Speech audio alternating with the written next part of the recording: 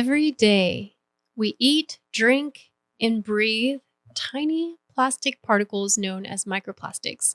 You can't see them, but they're in our water, our food, even the air we inhale. In recent years, scientists have confirmed microplastics inside human blood, lungs, organs, even brain tissue. What was once considered an environmental issue has now become a human health issue.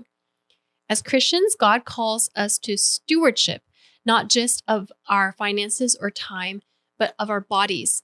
1 Corinthians 6:19 reminds us, "Do you not know that your bodies are temples of the Holy Spirit? Therefore, honor God with your bodies." Today, we're going to look at what microplastics are, what science has actually found so far, the risks they pose, and how we can respond with wisdom rather than fear. This is a big topic that I have just in my personal life had my eyes open to. I would pride myself on the fact that I have lived an informed and healthy lifestyle. And it was in the summer when one of my friends warned me against the Keurig machine, which I had for 2 years and was drinking every day. And you see it all the time in offices. I had it in my house. It was at my workplace. And when she kind of told me, "Hey, by the way, it's plastic cups and the hot water and different things," I kind of didn't really listen to it too much. I was like, well, it's everywhere. Like, what are you going to do? But then when I looked into it, I did recognize how slow the creep has been and how prevalent and pervasive it is from what we eat to what we wear and just everything around us. So I am just going to spend this episode talking to you about what microplastics are, how we got to where we are, kind of the cost analysis, like how do we live, right? And then kind of look at it from this biblical perspective. So microplastics are tiny plastic fragments, typically smaller than 5 millimeters. Many are microscopic, and they come from two main sources. There are manufactured small, such as microfibers from synthetic clothing. And then there's secondary microplastics. They're formed as larger plastics break down through heat, sunlight, and friction. So plastic does not biodegrade, it fragments. That means every piece of plastic ever produced still exists somewhere in the environment, just in smaller forms. Global plastic production has exceeded 9 billion metric tons since the 1950s, and less than 10% has been recycled. The rest has been landfilled, burned, or dispersed into soil, oceans, and air. And as plastics fragment, they enter the food chain. Studies now estimate the average person may ingest tens of thousands of microplastic particles per year, depending on diet, water source, and environment. There are microplastics in tap and bottled water, especially in seafood and shellfish, in salt, honey, rice, packaged foods, household dust, indoor air. This means exposure is not occasional, it is constant. So, for example, the reason why, like at first when we were doing environmental plastic, and I remember researching this vote in California about if plastic bags should be banned and how it's bad for sea life. And I think before we knew that plastic was bad for the environment and it would be harmful to fish in the ocean, for example. But then as you think about it, it works its way up in the food chain. So like the tiny organism, like little particles are just in the ocean water, for example. And then the smallest amount of life, they eat it. And then as a food chain grows, the reason why a lot of seafood have a lot of plastic is because every part of what they're eating has these particles. And then as they're going up the food chain and then we're eating it, then we're ingesting this very concentrated amount of plastic that cannot be digested, right? And we have to understand that I'm not really talking about blame right now, as just kind of awareness of where we are, how we got here, and just kind of how we should respond to this. So how did we get here, right? For most of human history, food was stored in glass, wood, ceramic, metal, or cloth. Clothing was made from natural fibers: cotton, wool, linen, silk. There was waste, but it returned to the earth. It decomposed. The major shift began in the mid-20th century, particularly after World War II. During World War II, plastics were developed and scaled for military use, lightweight materials for aircraft, packaging, medical supplies, insulation. After that, these same materials were redirected into civilian life.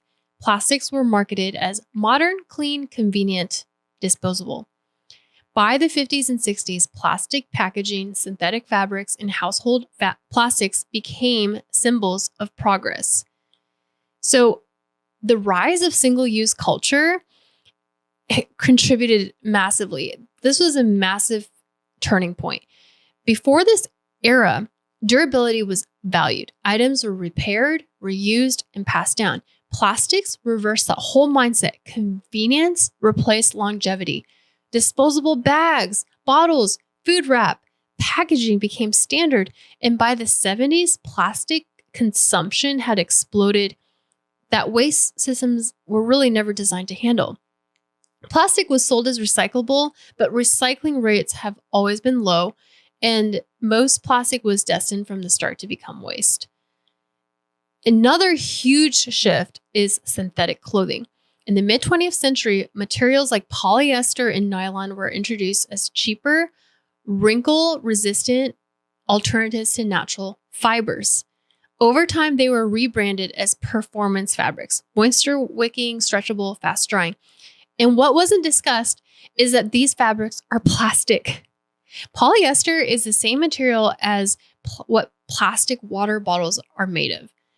And every wash sheds microfibers, and every wear releases particles. And over time, this has contributed significantly to environmental and human exposure. So if I'm wearing dry fit clothing and I'm sweating, and the heat and the friction, it starts to degrade. Well, some of that gets into my system, some of it gets into the environment. If I'm washing these clothes in the washing machine and these clothes degrade, like in the lint, grabber, well, when they degrade and they get washed away into the water supply, well, now that goes back to the water systems and they get treated, but then we end up ingesting it. And these are tiny, tiny little particles. And it's in our water supply. It's in our environment. And as this started to develop, plastics allowed longer shelf life, and this is in food and packaging, global food transport, mass production, and reduced short-term costs. But there's now constant contact between food and plastic, which involves heat, fat, and acidity, which increase chemical transfer. So, for example, someone might think, well, okay, I will not let my plastic bottle sit in the sun because I know the plastic will melt when at high heat and then it'll be bad. But actually, you have no control over how the water was made in the first place and the transport. And many times they're in these non-climate controlled trucks. And then sometimes they sit out. How many times have you seen pallets of water bottles just sitting outside, getting unloaded? And so you don't know what kind of temperature the water bottles were exposed to. And you can do your own research on these water sources and how it's really basically just repackaged tap water. But now it has the added, the addition of plastic. And even when you tear off that plastic water bottle, the cap, you're breaking the seal and it releases tiny microplastic particles in there. And that's something we drink. So if you notice when you drink bottled water, it has that chemical taste to it. And that taste is in the water, which you are drinking and putting inside your body. So why didn't we know? Well, microplastics are invisible to the naked eye, and hormone disruption, which I'll talk about a little bit later, can take years or generations to show effects. And early safety testing focused on acute toxicity, not chronic low-dose exposure, endocrine effects, or developmental impacts. So the plastics were assumed inert, but now we know they're chemically active over time. So from a biblical perspective, We are called to steward creation, not to exploit it. So plastics solved real problems, but if we embrace them without restraint, without accountability, then they start impacting our bodies, our ecosystems, our future generations. And they're not an accident. It's a downstream consequence of convenience, speed, and scale over kind of long-term impact. So we didn't arrive here overnight and we won't fix it overnight, but stewardship begins with seeing clearly. Once we understand how plastics became dominant, we can respond thoughtfully instead of reactively. And this isn't about guilt. We are kind of just like, we are a product of our times. So I'm surrounded by all these synthetic materials, but some are worse than others. And so I think let's not be overwhelmed. And I'll just kind of walk you through my process as well. First of all, why should we care? And basically, there are microplastics documented in every organ in the body, included in human blood, in the lungs, in the placenta, which means when a child is getting born, they're exposed, in reproductive organs like testes and ovaries, in breast milk, in brain tissue. There was a study that have found that the human brain, the average human brain, has about 7 grams of plastic, which is about the equivalent of a plastic spoon, if you kind of combine all of that. This is not great. This is a synthetic chemical thing that have endocrine disrupting chemicals like BPA and heavy metals, and then environmental pollutants that actually adhere to these plastic surfaces and kind of become these carriers. And then once inside, these compounds may interact with hormones, immune responses, and cellular processes. So while long-term human studies are still developing, there are kind of suggested effects that relate to chronic inflammation, oxidative stress, disruption of gut microbiome systems, hormonal interference, reduce fertility and reproductivity, and potential neuroinflammatory effects. So the endocrine disruption is especially concerning. Hormones regulate growth, metabolism, mood, fertility, and development, and even small disruptions over time can have cascading effects. So everyone has been exposed and we're still walking around, right? So we have to understand this in context. And I want to just kind of talk about how this kind of affects our body at a deep level. The biggest concern isn't even just the particles, which are synthetic and really not great, and we can't break it down, but what they carry and release. So many plastics contain or attract endocrine disrupting chemicals. And the endocrine system is the body's hormone system, and hormones act as chemical messengers that regulate nearly everything: metabolism, mood, growth, sleep, stress, fertility, and development. And endocrine disruptors interfere with this system by mimicking hormones like estrogen and by blocking hormone receptors or by altering hormone production, transport, or breakdown. And this matters because hormones work at very small concentrations, and even small disruptions, when repeated, can shift how the body functions over time. So the way the endocrines are the hormones are communicating, it's getting disrupted. Like the communication is not clear, so they're not able to carry out their tasks. And a lot of times you've probably heard about BPA, BPS, BPF, and phthalates. I don't know how to say that. Flame retardants, PFAS compounds used in coating and nonstick materials. Think Teflon. So even when we do see a BPA-free product, there might be similar components that have comparable effects that just haven't had all those research studies done. So I want to also kind of explain that, like, microplastics, they don't just contain chemicals, so they act like sponges. So they attract and bind pesticides, heavy metals, and industrial pollutants. And then once inside, these particles can carry these chemicals into tissues, prolonging exposure and biological interaction. So from a biblical perspective, hormones are not incidental. They're part of God's design.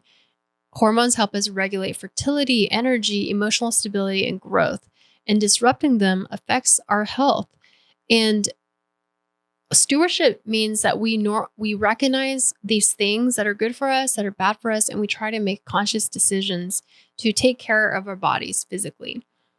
So just some practicals.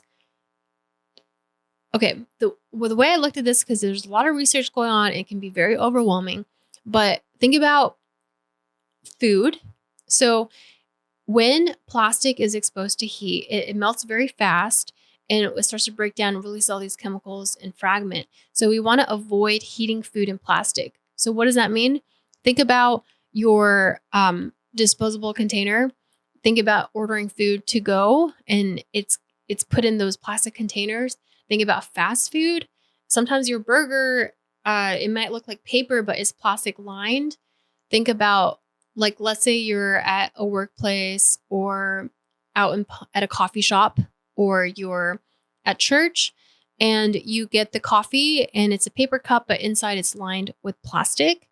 Think about the Keurig machine, like the hot water is going through the aluminum, which is going through the plastic and then coming out through plastic with hot water.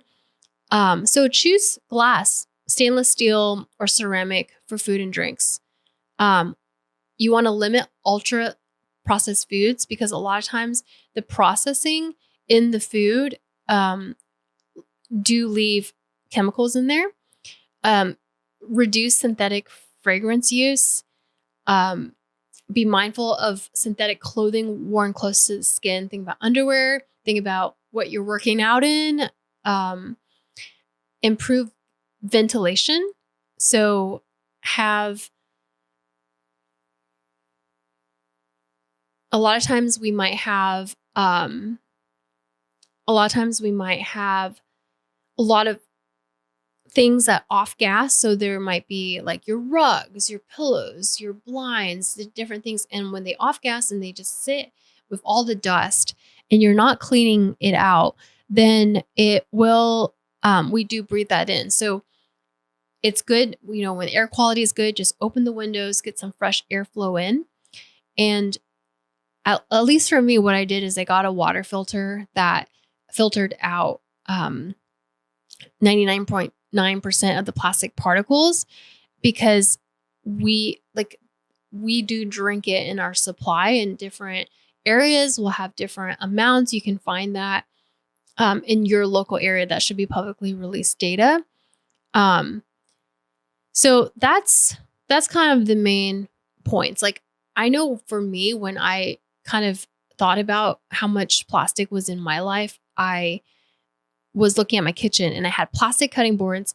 And the thing is, like, every time you use a plastic cutting board, it breaks part of the plastic. So if you notice, and if you have a plastic cutting board, you can see cuts and ridges in the plastic. Well, that goes into the food that you're cutting it on and eating. I was looking at my nonstick frying pan and there's these scratches in it. And when the coating is scratched, then those chemicals can leach through. And I had plastic Tupperware that I was heating up and using on a regular basis whenever I was meal prepping and going to work. I had just a lot of plastic in more places than I realized. And tea bags carry plastics, which I had no idea, but sometimes the bag is coated, and then sometimes the glue that connects the little string to the tag has glue, and then when it's heated, it releases those chemicals in. And I think tea bags are worse than Keurig, or any kind of like Nescafe or any kind of those Nespresso pods.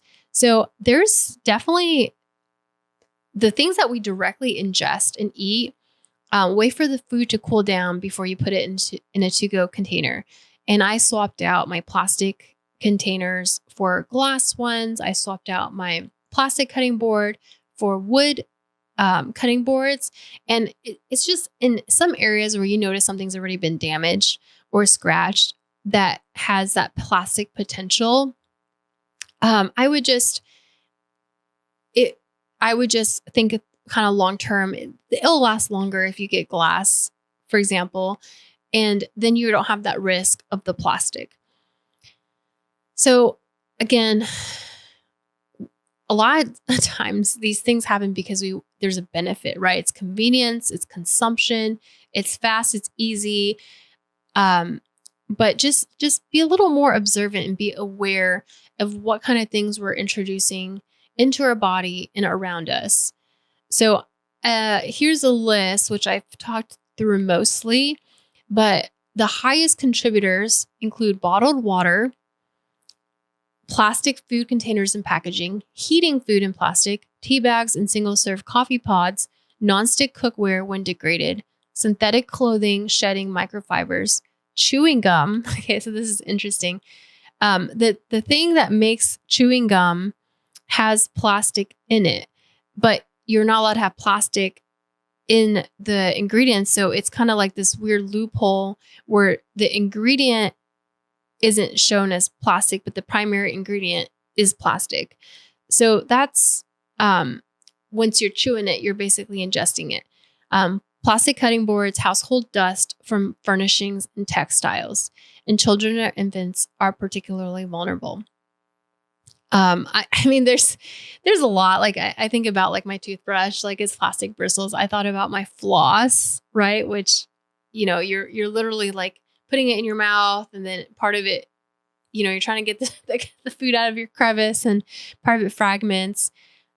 Makeup, nail polish, it's just everywhere. So I think having awareness and just understanding like, hey, this is not just like in the environment, like it's actually in our bodies and it's affecting health, and it's very prevalent. Just having this understanding, and even how plastics work, that the off-gassing part, the volatile chemicals that are released, the additives, that with heat, friction, or sweat, these chemicals migrate out. So it is prevalent.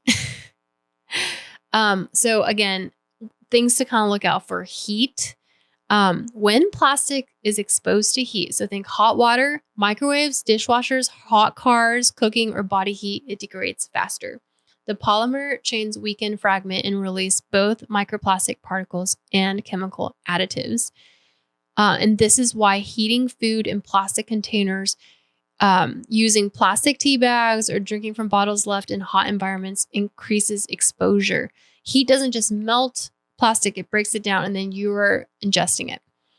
And then with laundry, polyester, nylon, acrylic, performance fabrics shed microplastic fibers every time they're worn and washed. A single load can release hundreds of thousands of microfibers into wastewater. Most wastewater plants are not designed to fully capture particles this small, so they enter the rivers, the oceans, aquatic life, they move up the food chain, and they return to us through food and water. So this means that what we don't wear doesn't just affect our skin, it affects the whole ecosystem that we end up ingesting. So with exercise, that's a form of friction. There's another layer of exposure. Dry fit or moisture wicking clothes are made from synthetic plastics. During exercise, body heat increases, sweat acts as a solvent, friction against skin increases, and this combination may increase the release and absorption of plastic-associated chemicals through the skin. So while exercise itself is very beneficial, and in the biblical self-care, I talked about exercise, what we wear while exercising matters. So maybe try to go for that 100% cotton. It might stay wet a little longer when you're sweating, but at least it won't leach all those plastics into you. So I hope this helps. We're not to eliminate every risk, but just be practical and think through. Like some things, like if I have a jacket that is over a sweater and I'm not directly interacting with it, it might not be as harmful as like underwear, for example. If there's like a rug or something, I'm not like directly eating the rug, or I'm not directly like sweating in it, but just understand that there are going to be impact when our world is surrounded. So over the summer and last fall, I was just kind of looking at clothing tags, and I mean, it makes sense. Like, how are things so cheap, right? Well, I mean, I don't even want to talk about the labor costs, but the material costs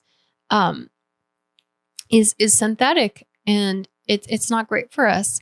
So just finding those cotton clothing, the linen clothing, it's getting harder to find. And even when I go thrifting, it's not always easy to find. So it is kind of harder. You're kind of going uphill, but this is still a good thing to think through. So microplastics reveal a deeper truth. What we tolerate in our environment eventually shows up in our bodies. So we want to steward our body. We want to take care.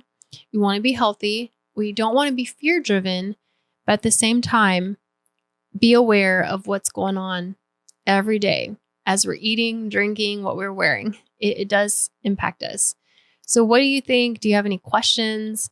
I didn't go into like a deep dive on the specific statistics because each kind of little category I talked about has its own kind of set of information. So I just kind of summarize like, hey, based on my research, this is what I found to be the biggest contributors. Here's kind of big picture why. And if we can avoid it, then we can. And it's not like I will never, like, I went back for the holidays and my family had Keurig coffee. So I just drank the plastic, but at least I knew, okay, it's just 1 week and not years of my life. Sundays at church, I will bring my my own container to fill coffee, or if I go to the gas station, or if I go somewhere, I'll try to use my own container. Not always. Like if I was over visiting a studio the other day and they offered me coffee and it was in a plastic lined paper cup, so I still drank it. So it's not like never, but just kind of realizing you could kind of limit your exposure if it's something that happens all the time. So I got the water filter because it's something I drink water every single day. But if I go out and someone gives me a plastic water bottle, like last week, I was given a plastic water bottle. I drink it, right? So it's again, not being so legalistic or so rigid, but just again, having more intentionality, more awareness, and hopefully stewarding your health and having better health with what God has given us. So let me know your feedback. Let me know your comments. What's your experience been? And until next time, live free in truth.